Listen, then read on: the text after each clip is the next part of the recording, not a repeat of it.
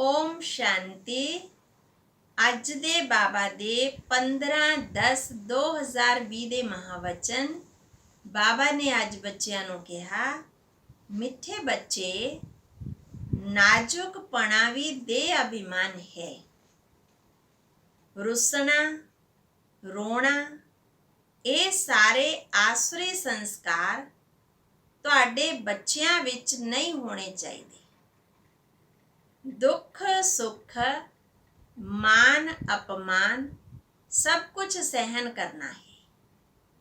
फिर बाबा ने प्रश्न पूछा, सर्विस विच ढिल्लापन आउण दा मुख कारण की है। उत्तर विच बाबा ने दस्या, जदों देह अभिमान दे कारण एक दो दियां कमियां देखण लग जांदे हन, उदों सर्विस विच ढिल्लापन आउंदा है। आपस विच अणबणी होना भी दे अभिमान है। मैं फलाने दे नाल नहीं चल सकदा, मैं इत्थे नहीं रह सकदा, इदां इदां दीयां गल्लां, ये सारा नाजुकपना है। ये बोल मूँह तो कढ़ना माना कंडे बनना, ना फरमान वरदार बनना। बाबा कहंदे, बच्चे तुसी रूहानी मिलिट्री हो, इसलिए ऑर्डर होया तो फौरन हाजिर होना चाहिए है। मिलिट्री थोड़ी सुविधा नूं देखदी है या संस्कारां नूं देखदी है। जिथे भी ऑर्डर हुंदा है तुरंत पहुंचना पैंदा है। तो बाबा भी कह रहे कि तुसी रूहानी मिलिट्री हो, इसलिए ऑर्डर होया तो फौरन हाजिर होना चाहिए। कोई भी गल विच आनाकानी मत करो, आनाकानी नहीं करो, बहाना ना बनाओ। ओम शांति। रूहानी बाप बैठ रूहानी बच्चों नूं समझाउंदे हन। बच्चों नूं पहला ये सिक्ख्या मिलती है कि अपने नूं आत्मा निश्चय करो। देह अभिमान छड्ड देही अभिमानी बनना है। मैं आत्मा हाँ, देही अभिमानी बनो ਤਾਂ ਹੀ ਬਾਪ ਨੂੰ याद कर ਸਕੋਗੇ। ਉਹ है अज्ञान काल और ਇਹ है ज्ञान काल। ज्ञान ਤਾਂ ਇੱਕ ਬਾਪ ਹੀ ਦਿੰਦੇ ਹਨ ਜੋ ਸਾਰਿਆਂ ਦੀ ਸਦਗਤੀ ਕਰਦੇ ਹਨ, ਅਤੇ ਉਹ ਹੈ ਨਿਰਾਕਾਰ, ਅਰਥਾਤ ਉਸ ਦਾ ਕੋਈ ਮਨੁੱਖ ਆਕਾਰ ਨਹੀਂ ਹੈ। ਜਿਸ ਨੂੰ ਮਨੁੱਖ ਦਾ ਆਕਾਰ ਹੈ ਉਸ ਨੂੰ ਭਗਵਾਨ ਨਹੀਂ ਕਹਿ ਸਕਦੇ। बाबा कह रहे, जिसनों मनुख दा आकार है उसनों भगवान नहीं कह सकते। हुण आत्मावां तां सारियां निराकार ही हन, परंतु देह अभिमान विच आउण नाल अपने नूं आत्मा भुल गए। हुण बाप कहंदे हन, तुहानूं वापस जाना है, अपने नूं आत्मा समझो। आत्मा समझ बाप नूं याद करो ਤਾਂ ਜਨਮ ਜਨਮਾਂਤਰ ਦੇ ਪਾਪ ਭਸਮ ਹੋ ਜਾਣਗੇ। ਹੋਰ ਕੋਈ ਉਪਾਏ ਹੀ ਨਹੀਂ ਹੈ। आत्मा ही पतित, आत्मा ही पावन बनती है। बाबा ने समझाया, पावन आत्मावां हन सतयुग त्रेता विच, पतित आत्मावां हन रावण राज विच। फिर रावण राज विच बनती है पतित आत्मा। सीढ़ी विच भी समझाया है, जो पावन सी ਉਹ ਫਿਰ ਪਤਿਤ ਬਣੇ। 5000 ਸਾਲ ਪਹਿਲਾਂ ਤੁਸੀਂ ਸਾਰੀਆਂ ਆਤਮਾਵਾਂ ਸ਼ਾਂਤੀ ਧਾਮ ਵਿੱਚ ਪਾਵਨ ਸੀ। ਉਸ ਨੂੰ ਕਿਹਾ ਜਾਂਦਾ ਹੈ ਨਿਰਵਾਣ ਧਾਮ। ਫਿਰ ਕਲਯੁਗ ਵਿੱਚ ਪਤਿਤ ਬਣਦੇ ਹੋ ਤਾਂ ਚਿਲਾਉਂਦੇ ਹੋ। ਮਨਾ ਚਿਲਾ ਕੇ ਕੀ ਕਹਿੰਦੇ, ਹੇ ਪਤਿਤ, ਹੇ ਪਾਵਨ, ਹੇ ਪਤਿਤ ਪਾਵਨ ਆਓ, ਬਾਬਾ ਨੂੰ ਪੁਕਾਰਦੇ ਹਨ। ਹੇ ਪਤਿਤ ਪਾਵਨ ਆਓ, ਆ ਕੇ ਪਾਵਨ ਬਣਾਓ। बाबा समझाते हैं, बच्चे मैं जो तुहानू ज्ञान दे रहा हाँ पतित तो पावन होण दा, वो सिर्फ मैं ही दिंदा हाँ, जो फिर प्रायलोक हो जाता है। बाप नू ही आके सुनाउणा पैंदा है।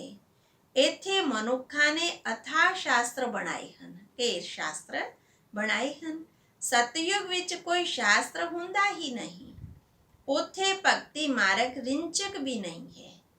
ਇੱਥੇ ਬਾਪ ਕਹਿੰਦੇ ਹਨ, ਤੁਸੀਂ ਮੇਰੇ ਦੁਆਰਾ ਪਤਿਤ ਤੋਂ ਪਾਵਨ ਬਣ ਸਕਦੇ ਹੋ। ਪਾਵਨ ਦੁਨੀਆ ਜ਼ਰੂਰ ਬਣਨੀ ਹੀ ਹੈ। ਮੈਂ ਤਾਂ ਬੱਚਿਆਂ ਨੂੰ ਹੀ ਆ ਕੇ ਰਾਜਯੋਗ ਸਿਖਾਉਂਦਾ ਹਾਂ। ਦੇਵੀ ਗੁਣ ਵੀ ਧਾਰਨ ਕਰਨੇ ਹਨ। ਰੁੱਸਣਾ, ਰੋਣਾ ਇਹ ਸਾਰੇ ਆਸੁਰੀ ਸੁਭਾਅ ਹਨ। ਬਾਬਾ ਕਹਿੰਦੇ ਹਨ ਦੁੱਖ ਸੁੱਖ, ਮਾਨ ਅਪਮਾਨ ਸਭ ਕੁਝ ਬੱਚਿਆਂ ਨੇ ਸਹਿਣ ਕਰਨਾ ਹੈ, ਨਾਜ਼ੁਕਪਣਾ ਨਹੀਂ। ਮੈਂ ਫਲਾਣੇ ਸਥਾਨ ਤੇ ਨਹੀਂ ਰਹਿ ਸਕਦੀ ਹਾਂ, ਇਹ ਵੀ ਤਾਂ ਨਾਜ਼ੁਕਪਣਾ ਹੈ ਨਾ। ਇਸ ਦਾ ਸੁਭਾਅ ਇੱਦਾਂ ਹੈ, ਇਹ ਇੱਦਾਂ ਹੈ, ਇੱਦਾਂ ਹੈ, ਇਹੋ ਜਿਹਾ ਹੈ। ਬਾਬਾ ਕਹਿੰਦੇ ਵੈਸਾ ਹੈ। ਇਹ ਕੁਝ ਵੀ ਨਹੀਂ ਰਹਿਣਾ ਚਾਹੀਦਾ। ਮੂੰਹ ਤੋਂ ਸदैव ਫੁੱਲ ਹੀ ਨਿਕਲਣ, ਕੰਡਾ ਨਹੀਂ ਨਿਕਲਣਾ ਚਾਹੀਦਾ। ਕਿੰਨੇ ਬੱਚਿਆਂ ਦੇ ਮੂੰਹ ਤੋਂ ਕੰਡੇ ਬਹੁਤ ਨਿਕਲਦੇ ਹਨ। ਕਿਸ ਨੂੰ ਗੁੱਸਾ ਕਰਨਾ ਵੀ ਕੰਡਾ ਹੈ। ਇੱਕ ਦੋ ਵਿੱਚ ਬੱਚਿਆਂ ਦੀ ਅਣਬਣੀ ਬਹੁਤ ਹਨ। ਅਣਬਣੀ ਹੋ ਜਾਂਦੀ ਹੈ, ਸੁਭਾਅ ਨਹੀਂ ਮਿਲਦਾ ਆਪਸ 'ਚ। ਦੇਹ ਅਭਿਮਾਨ ਹੋਣ ਦੇ ਕਾਰਨ ਇੱਕ ਦੋ ਦੀਆਂ ਕਮੀਆਂ ਦੇਖਦੇ ਖੁਦ ਵਿੱਚ ਅਨੇਕ ਪ੍ਰਕਾਰ ਦੀਆਂ ਕਮੀਆਂ ਰਹਿ ਜਾਂਦੀਆਂ ਹਨ। ਇਸ ਲਈ ਸਰਵਿਸ ਢਿੱਲੀ ਪੈ ਜਾਂਦੀ ਹੈ। ਬਾਬਾ ਸਮਝਾਉਂਦੇ ਹਨ ਇਹ ਵੀ ਡਰਾਮਾ ਅਨੁਸਾਰ ਹੁੰਦਾ ਹੈ, ਪਰੰਤੂ ਸੁਧਰਨਾ ਤਾਂ ਹੈ ਨਾ। ਮਿਲਟਰੀ ਦੇ ਲੋਕ ਜਦੋਂ ਲੜਾਈ ਵਿੱਚ ਜਾਂਦੇ ਹਨ ਤਾਂ ਉਹਨਾਂ ਦਾ ਕੰਮ ਹੀ ਹੈ ਦੁਸ਼ਮਣ ਨਾਲ ਲੜਨਾ। ਬਾਬਾ ਕਹਿੰਦੇ ਫਲੱਡਸ ਹੁੰਦੀਆਂ ਹਨ ਜਾਂ ਕੁਝ ਹਗਾਮਾ ਹੋਇਆ, ਬਾੜ ਆ ਗਈ, ਭੂਚਾਲ ਆ ਗਿਆ ਜਾਂ ਕੋਈ ਹਗਾਮਾ ਹੋਇਆ ਤਾਂ ਬਹੁਤ ਮਿਲਟਰੀ ਨੂੰ ਬੁਲਾਉਂਦੇ ਹਨ। ਫਿਰ ਮਿਲਟਰੀ ਦੇ ਲੋਕ ਮਜ਼ਦੂਰਾਂ ਆਦਿ ਦਾ ਕੰਮ ਵੀ ਕਰਨ ਲੱਗ ਜਾਂਦੇ ਹਨ।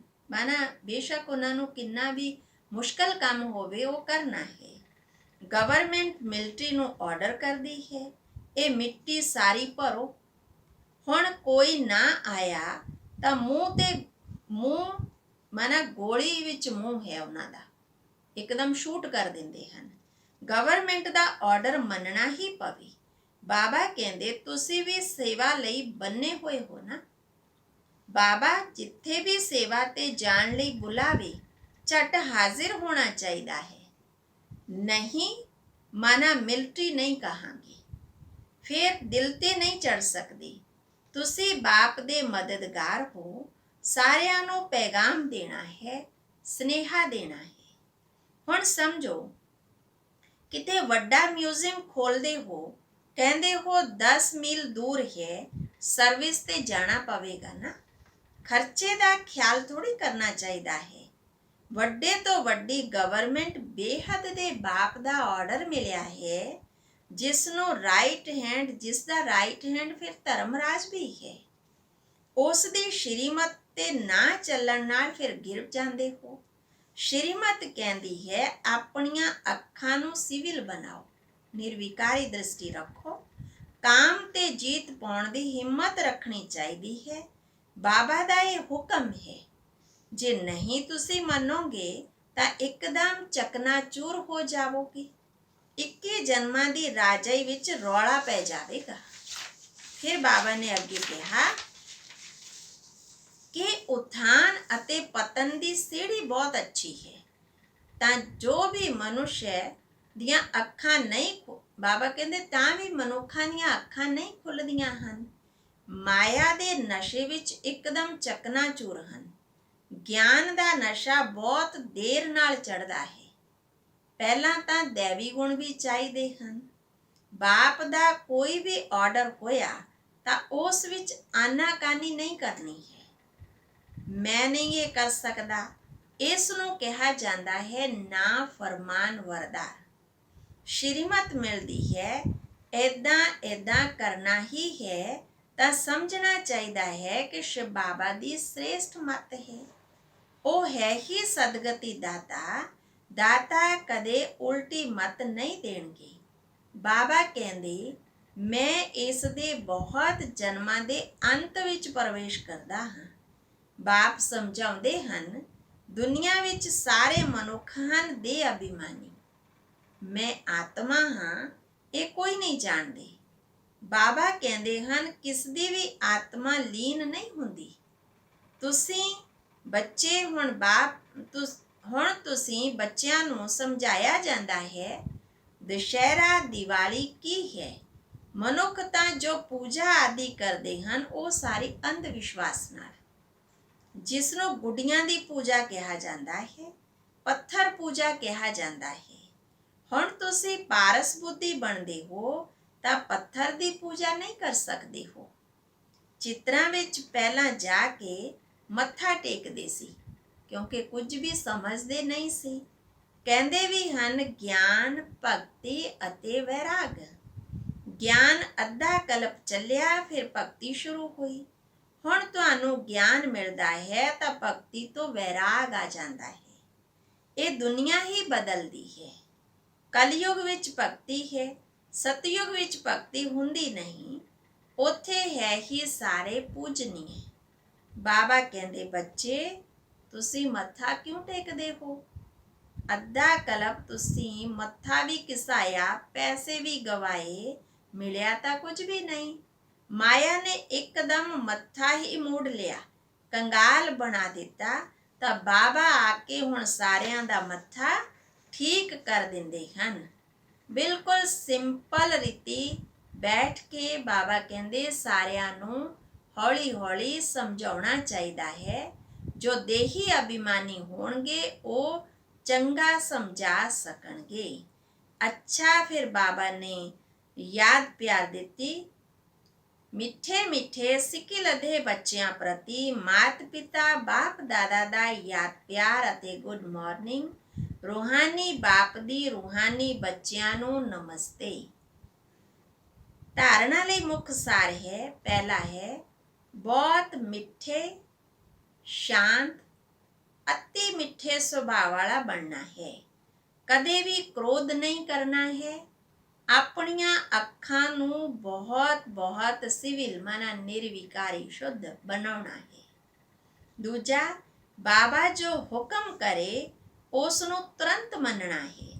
ਸਾਰੇ ਵਿਸ਼ਵ ਨੂੰ ਪਤਿਤ ਤੋਂ ਪਾਵਨ ਬਣਾਉਣ ਦੀ ਸੇਵਾ ਕਰਨੀ ਹੈ, ਅਰਥਾਤ ਘੇਰਾਵ ਪਾਉਣਾ ਹੈ, ਘੇਰਾ ਪਾਉਣਾ ਹੈ। ਵਰਦਾਨ, ਆਪਣੇ ਮਹੱਤਵ ਅਤੇ ਕਰਤੱਵ ਨੂੰ ਜਾਣਨ ਵਾਲੇ ਸਦਾ ਜਾਗਤੀ ਜੋਤ ਭਵ। ਹੁਣ ਤੁਸੀਂ ਬੱਚੇ ਜਗ ਦੀ ਜੋਤੀ ਹੋ। ਤੁਹਾਡੇ ਪਰਿਵਰਤਨ ਨਾਲ ਹੀ ਵਿਸ਼ਵ ਪਰਿਵਰਤਨ ਹੋਣਾ ਹੈ। ਇਸ ਲਈ ਬੀਤੀ ਨੂੰ ਬੀਤੀ ਕਰਕੇ ਆਪਣੇ ਮਹੱਤਵ ਅਤੇ ਕਰਤੱਵ ਨੂੰ ਜਾਣ ਕੇ ਸਦਾ ਜਾਗਦੀ ਜੋਤ ਬਣੋ, ਜਗਦੀ ਜੋਤ ਬਣੋ। ਹੁਣ ਤੁਸੀਂ ਸੈਕਿੰਡ ਵਿੱਚ ਸਵੈ ਪਰਿਵਰਤਨ ਮਾਨਾ ਆਪਣੇ ਪਰਿਵਰਤਨ ਨਾਲ ਵਿਸ਼ਵ ਦਾ ਪਰਿਵਰਤਨ ਕਰ ਸਕਦੇ ਹੋ। ਸਿਰਫ ਪ੍ਰੈਕਟਿਸ ਕਰੋ, ਅਭਿਆਸ ਕਰੋ। ਹੁਣੇ ਹੁਣੇ ਕਰਮ ਯੋਗੀ, ਹੁਣੇ ਹੁਣੇ ਕਰਮਾਤੀਤ ਸਟੇਜ। ਜਿਵੇਂ ਤੁਹਾਡੀ ਰਚਨਾ ਕਛੂਆ ਸੈਕਿੰਡ ਵਿੱਚ ਸਾਰੇ ਅੰਗ ਸਮੇਟ ਲੈਂਦਾ ਹੈ, ਏਦਾਂ ਤੁਸੀਂ ਮਾਸਟਰ ਰਚయిਤਾ ਸਮੇਟਣ ਦੀ ਸ਼ਕਤੀ ਦੇ ਆਧਾਰ ਨਾਲ ਸੈਕਿੰਡ ਵਿੱਚ ਸਾਰੇ ਸੰਕਲਪਾਂ ਨੂੰ ਸਮਾ ਕੇ ਇੱਕ ਸੰਕਲਪ ਵਿੱਚ ਸਥਿਤ ਹੋ ਜਾਓ। ਫਿਰ ਬਾਬਾ ਨੇ ਸਲੋਗਨ ਦੱਸਿਆ। ਸਲੋਗਨ ਵਿੱਚ ਲਵਲੀਨ ਸਥਿਤੀ ਦਾ ਅਨੁਭਵ ਕਰਨ ਦੇ ਲਈ ਸਮ੍ਰਿਤੀ ਵਿਸਮ੍ਰਿਤੀ ਦੀ ਯੁੱਧ ਨੂੰ ਸਮਾਪਤ ਕਰੋ। ਅੱਛਾ, ਓਮ ਸ਼ਾਂਤੀ।